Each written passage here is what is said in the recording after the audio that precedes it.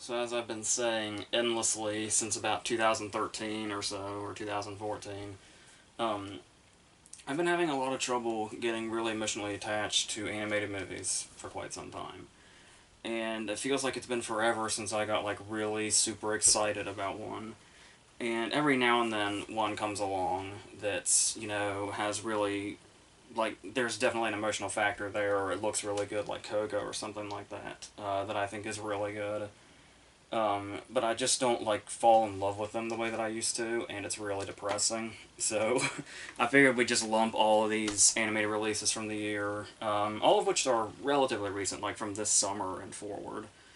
And we'll just see what happens. Like, I don't have like a whole lot to say about them, and I only even really like one of them. So yeah, and even that one had to like kind of grow on me as it went.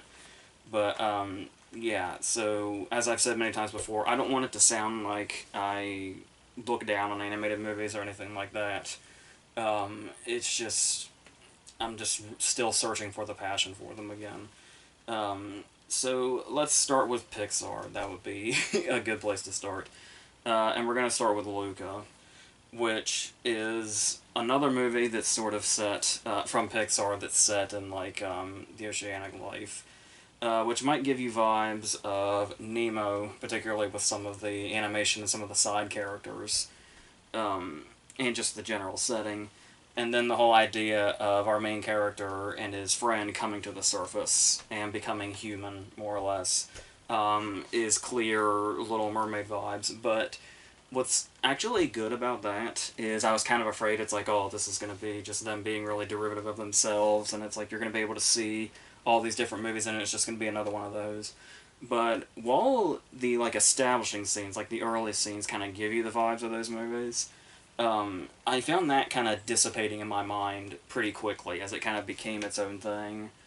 And it's and not even necessarily that it becomes its own thing, but the way you grow to the characters makes it feel like its own thing. So it has that going for it. And even then, there's some things that might feel a bit repetitive, looking back, like the fact that his parents are Jim Gaffigan and Maya Rudolph, because if you go back and you look at her filmography, apparently you can't have an animated movie anymore without Maya Rudolph in it, especially if she's voicing the mother. And I feel like we see Gaffigan a lot as well, but yeah, but regardless of that, we do have our two main characters who are Luca and Alberto, who are Jacob Tremblay and Jack Dylan Grazer. So right away, we do have a clear, appealing voice cast. And the way the two of them play off each other, it does feel like you could really easily see them, like, having this kind of friendship in, like, a live-action movie. That's how well the voice work works as far as bringing the friendship aspect to life, especially since they're coming from such different places. With Luca being super sheltered and Alberto basically having been abandoned by his father. Um, and I guess one place to start off with this, as you often do with Pixar, would be how the animation looks. Because Nemo set a really high bar as far as animating the ocean and underneath it. And yeah, and recently, like Raya and the Last Dragon did a lot with water that was really cool. And yeah, the way this was done, where it's like it's so, well, it's got an Italy setting, which kind of feels different for these kind of movies and gives us this different sort of really constantly bright location. Like, obviously, underneath the sea is going to be rather dark, and then the contrast of how bright everything is in this setting on the surface. And all the characters' personalities kind of go with that also and give it like so much life. And it almost kind of has like a simple feel to it once they're on the surface, and I mean that in like a good way, because it's at the same time it feels really simple, but then when you like really look at the characters or you really look at the details, you can really see it. Like even some of the characters' hair looks like it could be real, or the water looks like it could be real, and the way and how it doesn't have like this elaborate feel to it though, which is like it's trying to throw too much at you. Like it feels very much, like I said, more on the simplicity side of it, but it's there's much more detail there than it might look, especially when you're really looking at some of the stuff they lay out. And as far as... There's the thing with Pixar, where obviously their movies are known for, like, going to really deep places and, like, really emotional places. Places that their target audience may not necessarily be prepared for yet, and this is kind of their gateway into it. Whether it be, you know, the toys almost dying in Toy Story 3, or all the other stuff. All the stuff in Wall-E. They go to some really big places, and the fact that they've become known for that. Coco, I just brought up, obviously. But the thing here is that it is kind of nice when they don't really... The opening of Up. You're so bombarded with all this emotion. It's almost kind of nice when it doesn't look like they're trying to go really, really deep and profound or anything like that. Like Soul, for instance. Like, I really like Soul, but I kind of felt like it kind of was on that territory of, we've seen this message before, and I don't quite know that the movie is as profound as it's kind of portraying itself. So to see something as simple as this, where it does have a message we've seen before about the whole thing of finding, you know, acceptance outside of your bubble, but the thing about that on the other side is the whole thing of, it actually takes the approach of, just not everybody's gonna like you, and that's just the way that it is. Like, it's not one of those things where it's like, just be yourself and then everything will be great. It pretty clearly establishes, you just gotta find the people that will accept you for who you are, and the other way around. Because that's very clearly not going to be everybody, because there is a villain here that doesn't exactly have depth, but I feel like that's kind of the purpose, because sometimes people like that just exist. People just do that. People just exist to do that. And while those people may have their own tragic backstories, given that we're telling the story of Luca and really Alberto, the villain here basically serves as this nice catalyst to just say, you're going to run into people like this, and the best you can do is just embrace what you do have and what has accepted you and all that, and what makes you happy, and then just run with that. And you'll have to deal with those obstacles as you go. And obviously it can get pretty on the nose by the fact that they are literally seen as monsters when they're... Because the whole thing being that they look like sea monsters when they're underneath, but when they come to the surface, it all goes away and they take a human form. And I kind of like that they didn't feel the need to be elaborate with that either. Like, it was just like, that's established, and then it's just, that's just what it is. Like, that's just the thing that's going on here, and that's all you need to know. There's no sense to, like, drag it out with some big, this is why this happened. It's not like some... As far as I remember, it's not like some ancient curse thing or anything where we need some backstory on something. It's just the concept, just the way it is. And the objective is quite simple as well, where they meet a girl, Julia, who is partaking in this event, this athletic event, that also happens to involve eating pasta, apparently. And that's really what the main thing is. Obviously, there's the whole thing of they have to hide who they are, and any sort of drop of water will expose them. And so hiding from that, and then, of course, his parents eventually come to the surface looking for him. So there are a lot of conflicts here, but it doesn't feel like we're being bombarded with them, because they're all handled at their simplest, but that's kind of the good thing. It doesn't feel like they're trying to do too much, because that could have been a disaster. So it also feels like it feels like it's telling a good story with a good message, while also being that thing where it's like, it won't be overwhelming for a kid that might be too overwhelmed by something like the opening of Up, or the end of Toy Story 3, or just about everything Wally's got going on. So, yeah, and we meet some funny characters along the way, like his parents. There's a brief appearance, a couple of appearances by his uncle, who is voiced by Sacha Baron Cohen, who's like a see-through fish, and sometimes you have to punch him in the chest because his heart randomly stops, which is funny. So, and Sandy Martin is in here as well as the grandmother, whose voice is completely unmistakable. And she actually gets a couple of nice lines in here as well, not just the joke that she's not basically like doing a Mac's mom thing or anything like that, or Dixon's mom for that matter. But and obviously, you know, as far as like the simplicity and like the bully character and stuff like that can go, I could see criticisms where it's maybe too simple, like the whole idea of in a where you have these inhuman creatures that come from the sea. The real monsters are the human characters, or some of the human characters, like the bully, for instance. We just went through that a few years ago with Michael Shannon, The Shape of Water, but it goes back, forever. You can even take it back to like Frankenstein or something, and probably even before that, where it's like man is the real monster.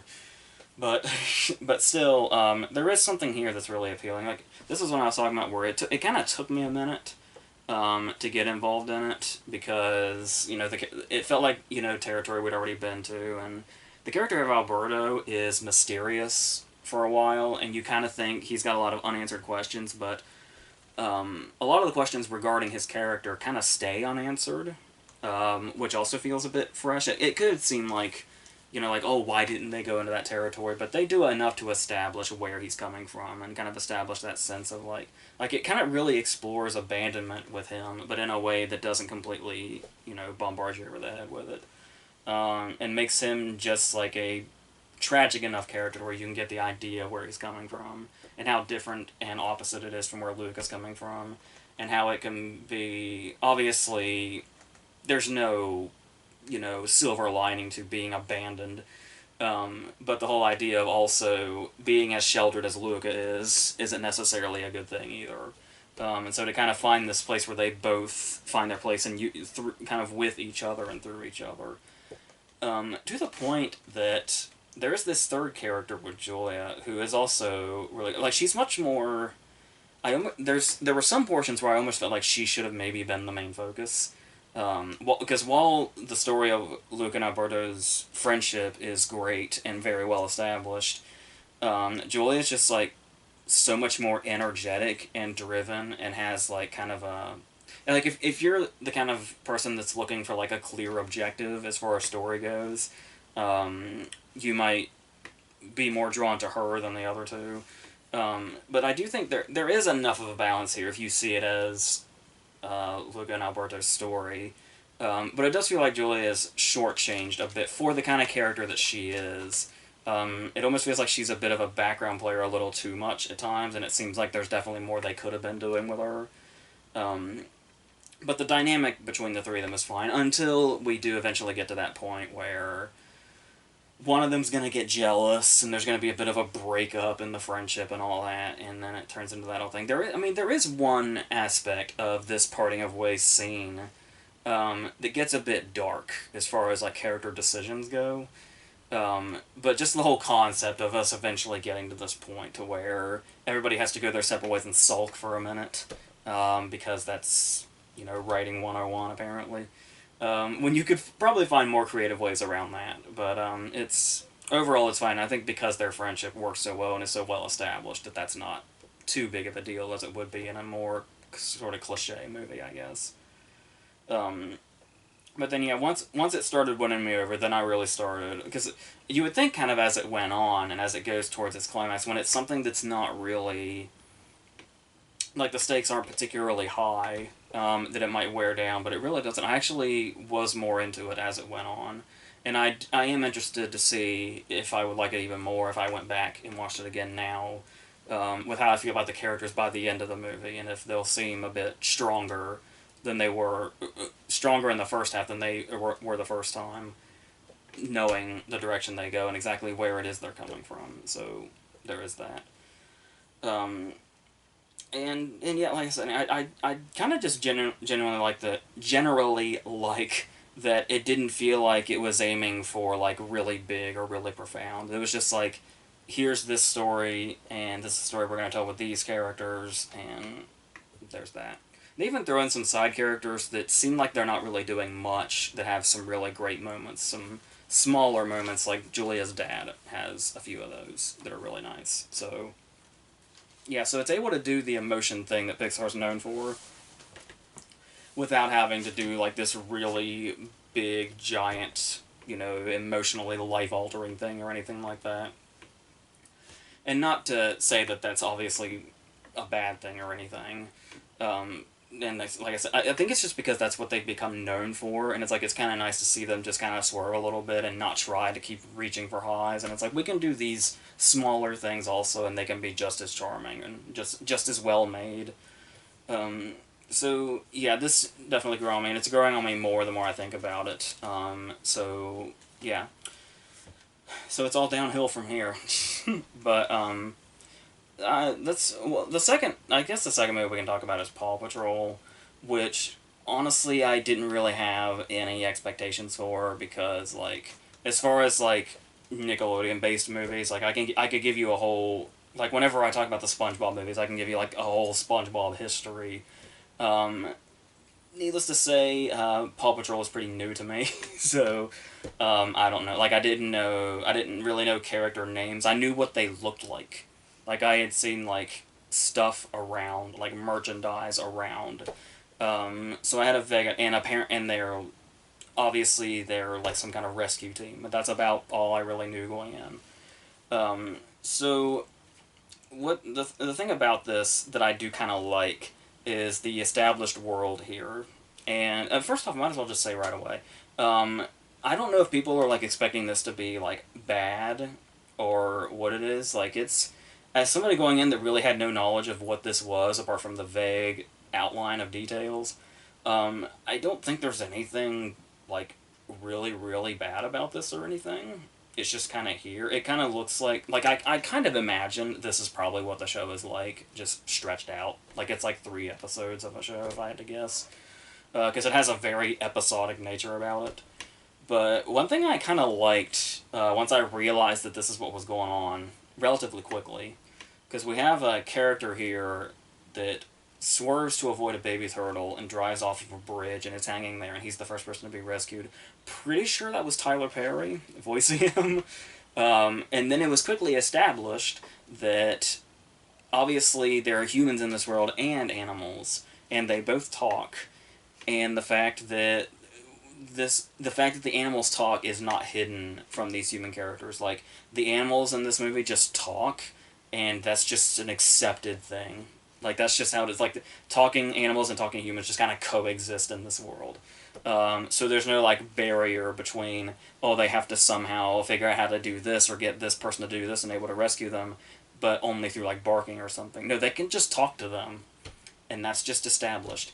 And it kind of caught me by surprise the way that was. I don't know if you'd say revealed since there's obviously a show, but when our main character Chase, who is a puppy, who's just a cop it seems, because they all seem to have like their own different thing, but he comes flying in, or no, he comes down, like rappels down, and when he says I'm here to rescue you, and it's not that the guy says oh my god it's a talking dog. He's just like, oh no, it's a puppy, it's a baby dog, is what he calls it, and that's his concern. And it's like, oh, so it doesn't matter that they talk. If that's just they just accept that. That's just the world. Okay, so that felt interesting and kind of unique. I was trying to think of another I'm sure there's an obvious one I'm not thinking of, but I was trying to think of another instance where there's a world where talking animals and humans just coexist. The Paddington movies, I guess, where they just accept that he's a bear that talks. But this is like a whole thing. Like there's a whole bunch of animals that just talk, and that's the way it is. So that's interesting.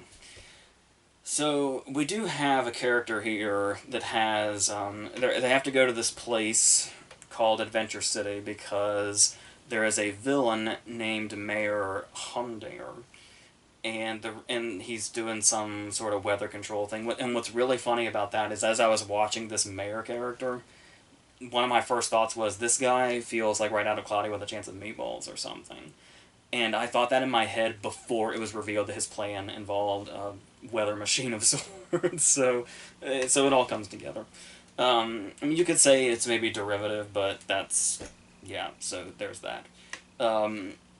But as far as like character conflict here, there's I know it's Paw Patrol, but there's not a whole lot going on. Like they establish stuff early, and it's like I couldn't tell if things were getting really resolved early or if these things were going to come back because like I said, the whole thing is very episodic in nature, where it's like oh here's one event that they have to, come in and help, and then here's another one, and then here's another one, and then eventually the weather thing is into it. That's basically what the structure of the movie is. But a lot of the conflict comes from the fact that apparently Chase has a history with Adventure City, where he was abandoned there.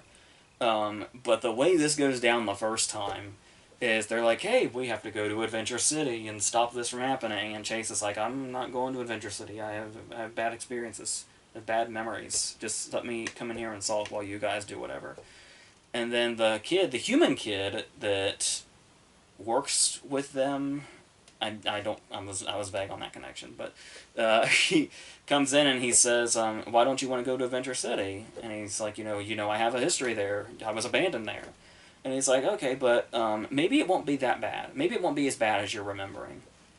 And Chase is like, all right. And then they go. And that's pretty much the extent of it. And I was trying to, when you look at the way the conflicts are resolved like that, I was trying to keep in mind the audience that this movie's made for. Like, we're talking, like, with stuff like Pixar, where you can imagine, like, a whole array of a target audience. Like, obviously, mainly children, but, just as much, adults. And a lot of animated movies have that leeway, where it can be, like, a whole family kind of thing. And you get the sense that Paw Patrol's the kind of thing where it's a pretty specific aim for, like, really younger kids. So as far as, like, conflict resolution and stuff like that, I suppose this is about what you would expect. But it's kind of the way that they deal with that sometimes. Like, they go to do this whole rescue mission, and then at some point, while they're in Adventure City, and then Chase, like, freezes on the ledge of a building, and he can't do it. And it's because he's in Adventure City, because he's freaking out. He's having an episode. So, typically, in a story where you need the conflict, somebody is gonna, like, reach a point like that, like a stopping point for their arc, and then kind of go away and have to deal with it themselves. It's just the structure. But the reason I don't think that really works here is that Adventure City is what's stressing him out. Like, this is the whole reason he can't do his job. And why he never wanted to come here in the first place, because it's just a dreaded place for him. But we do have that moment when he decides to run away from his conflict, but the problem is that he says, no, I can't do it, I can't do this. And the way he avoids this is to just run away. But he's running into the city, which seems counterproductive to what his problem is. But like I said, I don't know how much you want to set up expectations for Paw Patrol, so I don't know. And obviously, like I was saying, how quickly things are resolved. Like, I felt like I was blinking, and then conflicts were being resolved. Because after they had that one whole mission, then there's this whole thing when he ends up as he's running off, he gets captured and put in an obedience school with other dogs. And all these dogs that are basically, like, rejects from The Secret Life of Pets. Like, this whole obedience school sequence just looked like a deleted scene from a Secret Life of Pets movie, basically. He's there for, like, a second, and then they're immediately broken out. It's like, that's the way the conflicts work. So, and really all of that is just so they have their very small runtime, and we need our big climax with the whole weather thing going on with the mayor. So that's where all of our conflict's gonna go. It's just this really prolonged, like, like the climaxes of the Transformers movies and how they were like a fucking hour. It was like it felt like the climax just kind of went and continued going, and that's where a lot of it goes. And like I said, the fact that it feels very much like, and I don't know if like maybe the show is much lower stakes than this. It seems like that's the kind of thing that probably would be like, this is like, the stuff we see here is big enough to them for like a theatrically released movie, given the context, if I had to guess. Like, I just imagine the show is just them like saving people out of trees or something. But, and so yeah, so, like, Chase having to go to the top of a building in the city is probably a big deal for this group. So, and this whole weather thing it's got going on, and they have to jump from, like, building to building and stuff like that. One of them has like a helicopter. One of them's a firefighter. So they've all got their thing. And then there's this whole other thing going on with this wiener dog who is named Liberty.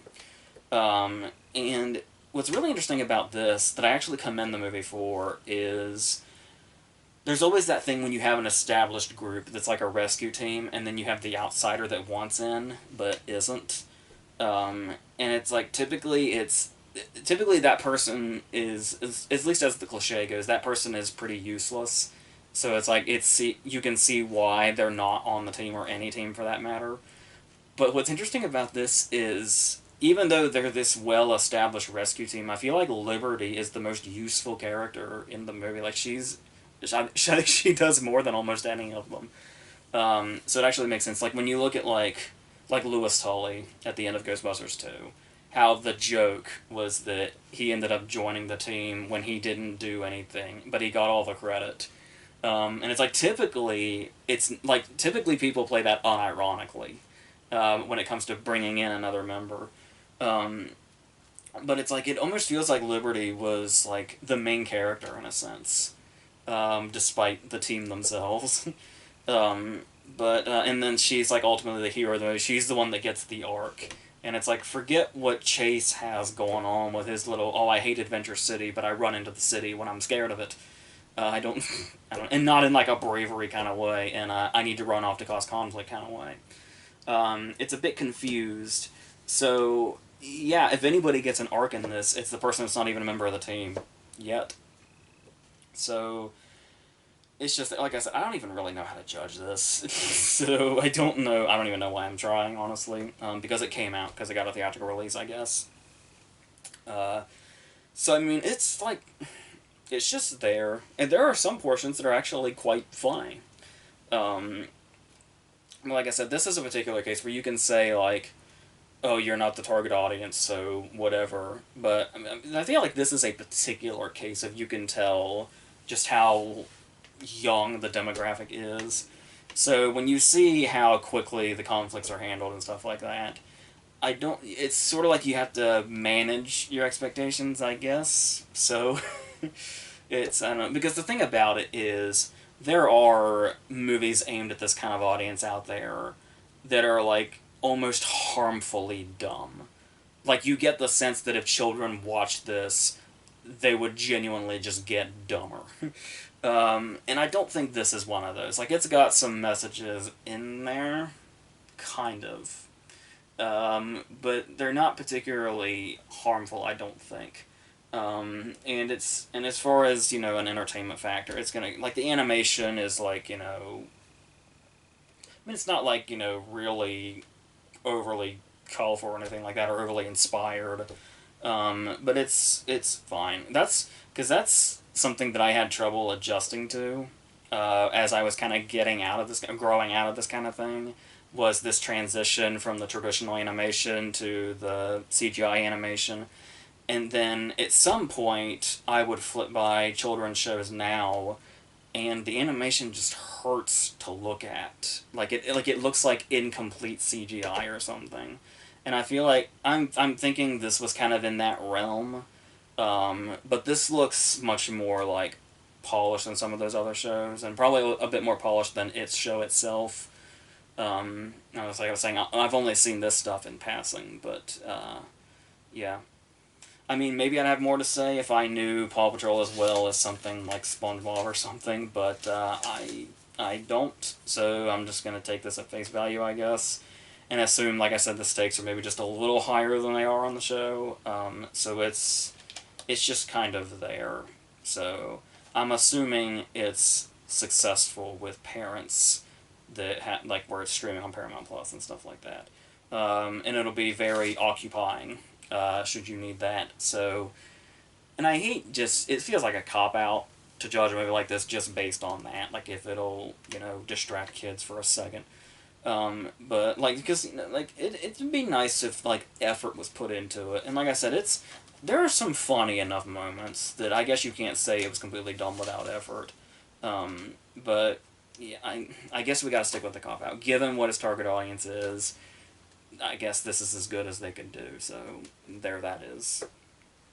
Now let's talk about something that probably did have more control than it lets on. Um, let's go into The Boss Baby. Family Business is the subtitle now, which would be the second movie. But, and to my understanding, and the only reason I know this is because I was, like, binge watching Flula Borg interviews, which is, like, one of my favorite things to do. And apparently he was on a Netflix series, like a spin-off series for The Boss Baby. So they made the first movie, and then it had a series on Netflix. And then it's like, once you reach the series part, I don't know that you need the sequel movie, especially when your first movie wasn't that great, regardless of its inexplicable Oscar nomination, which was a voting thing. Like, the voting was weird that year. That's why. I'm not just saying that. Like, look into it. Uh, but we're coming in with a second movie now, and it's weird to me that this won't be the first time in this video I bring up this is what happened. But before we get to that, yeah, there's another Boss Baby movie. And the thing about that is, I kind of felt like the first movie was a punchline in itself anyway. I mean, it was... Looking back, it was a little more inspired than it might have gotten credit for, because some of the animation in it did get relatively trippy, I guess. Because you had a character that was so, like, into his own imagination, and at times it would just get really weird. And it's like, sometimes you just kind of want to go into, like, if you see a movie that looks as bland as, oh, it's a talking baby in a suit, who gives a shit? Going for weird is an inspired place to take that, rather than just sticking to the lazy stuff that we see. Having Alec Baldwin repeat his always be closing thing and coffee is for closers, is as if kids are gonna get... There's stuff like that in here too. There's the concept is they're adults now. We're in the future apparently.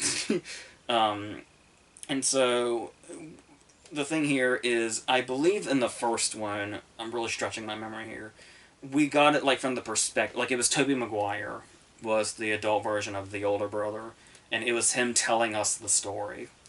But now, obviously, Tobey Maguire's not going to come back, so we got James Marsden, who will probably do just about anything. As talented as he is, you may not realize how talented he is because he'll do anything. But James Marsden's here and nobody's surprised.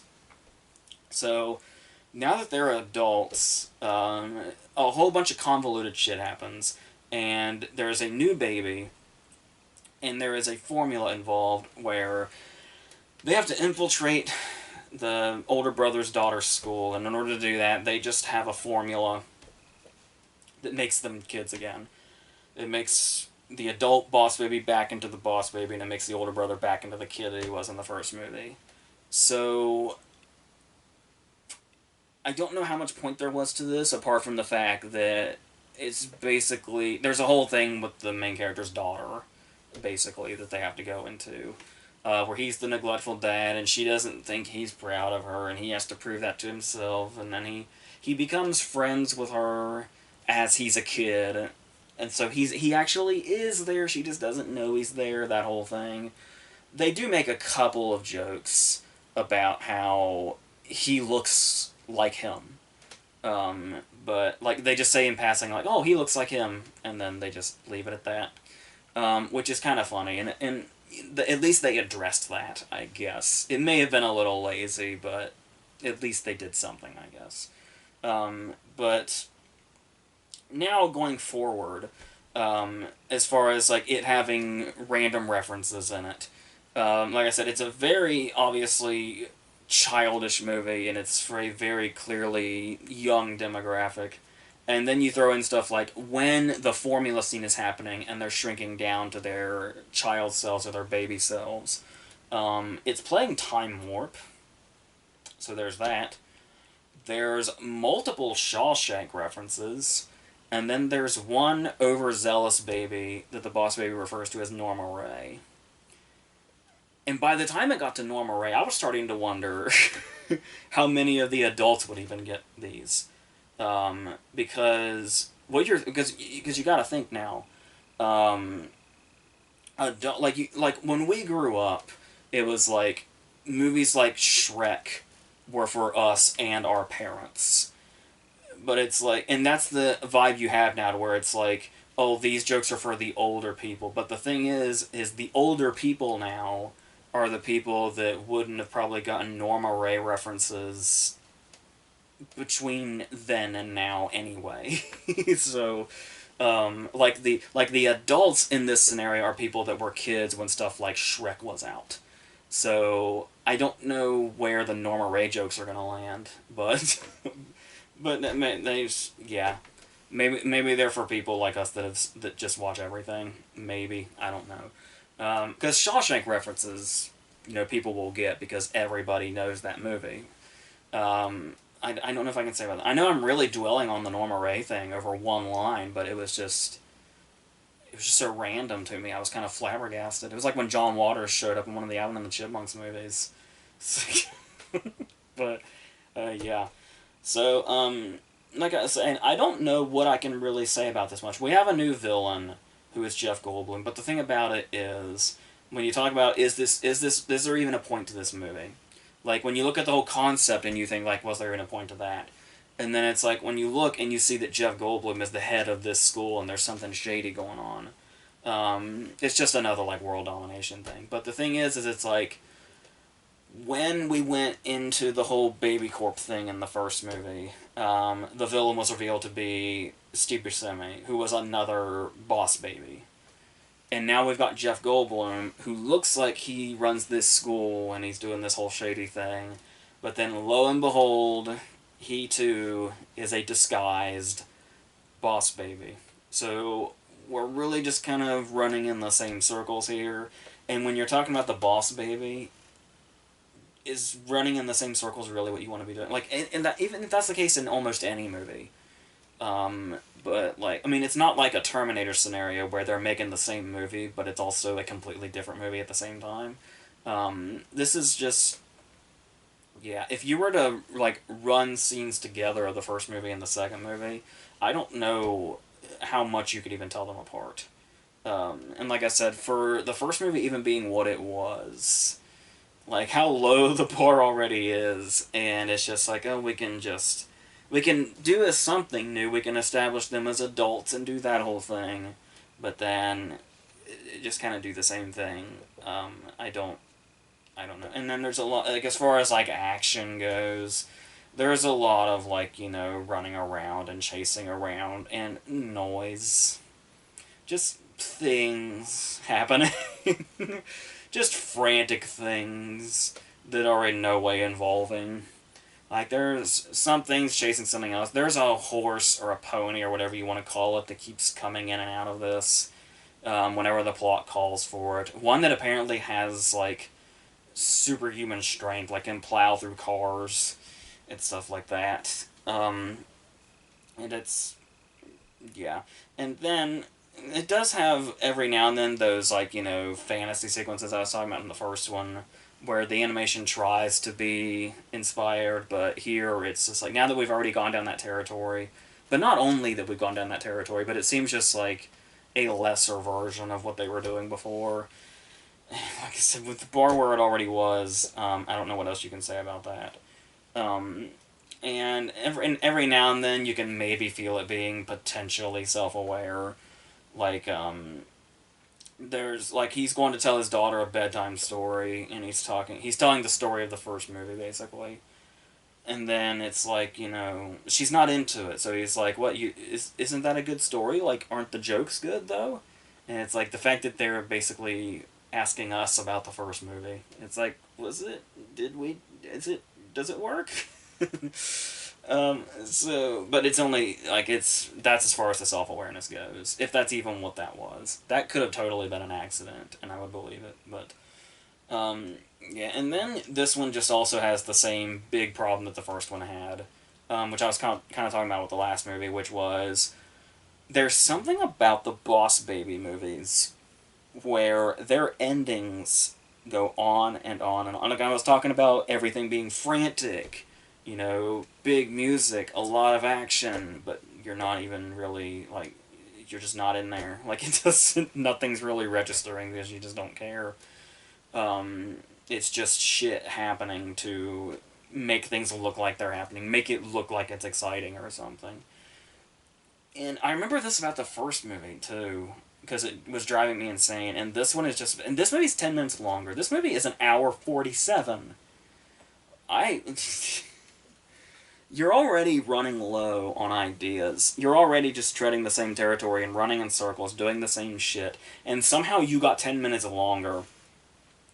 And a lot of that has to do with that problem that the first movie had also, which was this climax, these endings, just feel like they're going on and on and on and on and on. And it gets really, really tiresome really fast. And you're already sick of the movie by this point. And then on top of that, I think this is where the extra 10 minutes comes in. Yeah, we gotta... That whole thing where we're squeezing in this very long climax, the whole thing of, oh, he's gotta be there to see the daughter's musical performance. Because like I was saying, there's so many younger teen movies now, whether it be like teen romance movies or animated movies for kids or whatever. I don't know that I've... Maybe things were like this when we were kids also, but I don't remember it. Because there were a lot of like stuff that was like musical when it came out, particularly animated movies. But, I mean, these days, and I hate to sound old, but I mean, like, when you look at, like, teen romance movies or animated kids movies, there's so much music and so much singing and dancing that it's, like, filler. And that seems to have been a thing, a bad thing, for a long time in recent movies for a younger audience. And like I said, as far as the times I remember that, for the movies when we were growing up, the movies were musicals, at least. Like, that was one of the genres that they were. Whereas these are just squeezed in here to fill in the time. Because usually there's only, like, one or two. And it's... I don't know. Maybe you can say any sort of musical sequence is there, it's something that comes with the territory with an animated movie, but I don't know, if you don't establish yourself as a musical, it's like the one song in the Polar Express makes no sense. It comes from out of nowhere, and nobody ever sings again except at the North Pole. But it's Christmas because that's definitely a different scenario. But to defend the Polar Express, but. Yeah, so we completely veered off because there's so little to talk about with the fucking Boss Baby. So, that's all that is. I don't know what anybody else expected. Probably nothing. So, now we're gonna go on to Spirit Untamed. We're gonna end this with it. I thought I didn't have much to talk about with Paw Patrol. I thought I really didn't have much to talk about with the Boss Baby. I am stumped to say much of anything about Spirit Untamed. And once again, it's a very weird scenario, because we had Spirit Stein of the Cimarron in, like, 2002. It feels like an eternity ago. And I remember the thing about that movie that was surprising was that the animals didn't talk in it. Like, Matt Damon's name was at the top of the poster, like it was him, and you had, like, the horse, and it was like, oh, it's the horse voiced by Matt Damon. That's alright. But it's not even really that. Like, Matt Damon served as, like, a narrator, more or less. And the animals were just like animals, and that's what the movie was. Which, like I said, was really surprising, and kind of caught a lot of people off guard, and it was like, well, that feels kind of new, at least in this particular era.